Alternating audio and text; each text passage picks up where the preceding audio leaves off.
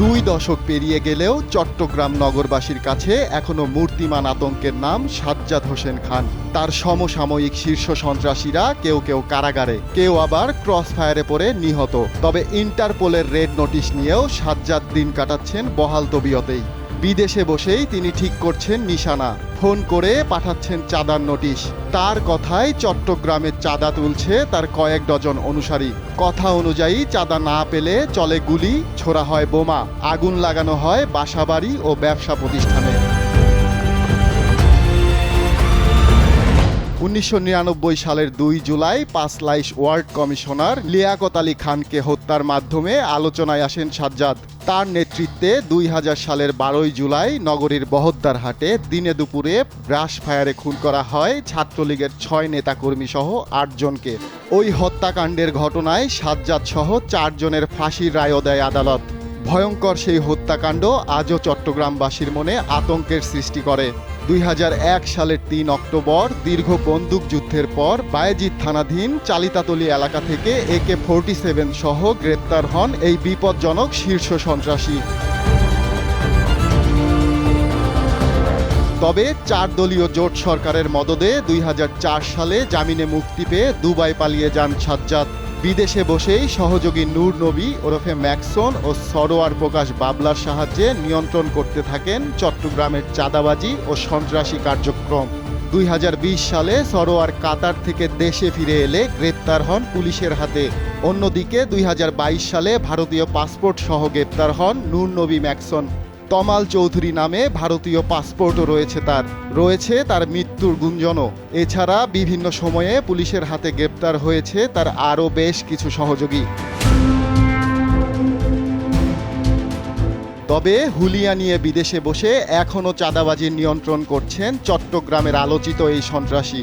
বিদেশে আত্মগোপনে থাকলেও তার নামে চট্টগ্রামে ত্রাসের রাজত্ব কায়েম করেছেন তার second in command Harunur Rashid. সাজ্জাদের এই ঘনিষ্ঠ সহযোগী তার হয়ে দেশের বিভিন্ন প্রতিষ্ঠান বাড়িতে গিয়ে দাবি করা চাঁদার টাকা তোলেন। চট্টগ্রাম নগরীর বায়েজিদ, চান্দগাঁও ও পাঁচলাইশ থানার বিভিন্ন এলাকায় বাড়ি নির্মাণ থেকে শুরু করে জমি বেচাকেনা, জমি ভরাট, সীমানা প্রাচীর নির্মাণ, শিল্প কারখানা থেকে ভাসমান দোকান ও পরিবহন স্ট্যান্ড ঘিরে বেপরোয়া চাঁদাবাজিতে সক্রিয় তার এই ক্যাডার বাহিনী। আন্ডারওয়ার্ল্ডে অবৈধ অস্ত্র বেচাকেনাও হয় তার কথায়। সিচকে চোর থেকে অপরাধ জগতে হাতেখড়ি রশিদের। 2011 সালে বায়েজিদ থানায় একটি চাঁদাবাজির মামলায় প্রথম কারাগারে যায় রশিদ।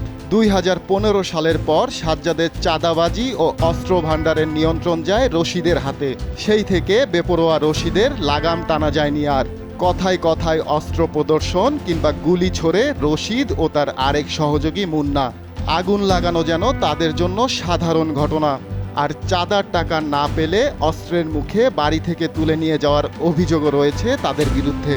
মুন্না রশিদ এরা দীর্ঘদিন ধরে আমার কাছে চাঁদা দাবি করে আসছিল। এর মধ্যে গত বছরের নভেম্বরের 3 তারিখ রাত 12টার সময় যখন আমি আমার দোকান থেকে আসছিলাম, তখন তারা আমার বাসার সামনে থেকে আমাকে অপহরণ করে মুন্নার নির্দেশ দিলে রশিদ তার অস্ত্রটিকেই আমাকে গাড়ির মধ্যে তুলে নেয়। তারা প্রায় 50-60 জনের মতো একটি গ্রুপ ছিল।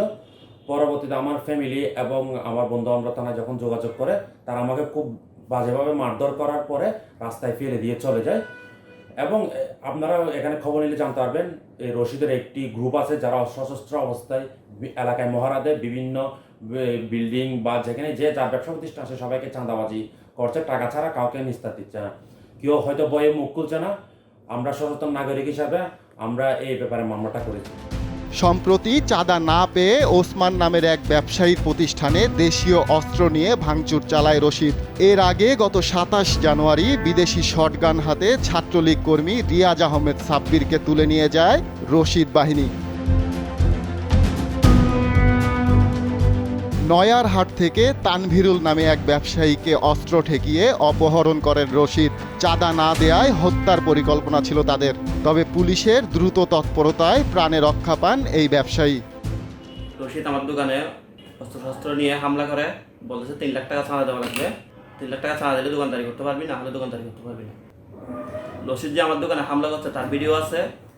এখনো পর্যন্ত আমাকে বলতেছে চাঁদা দেওয়া লাগবে, তার কারণে আমি কোনো দোকান বুঝতে পারতেছি না।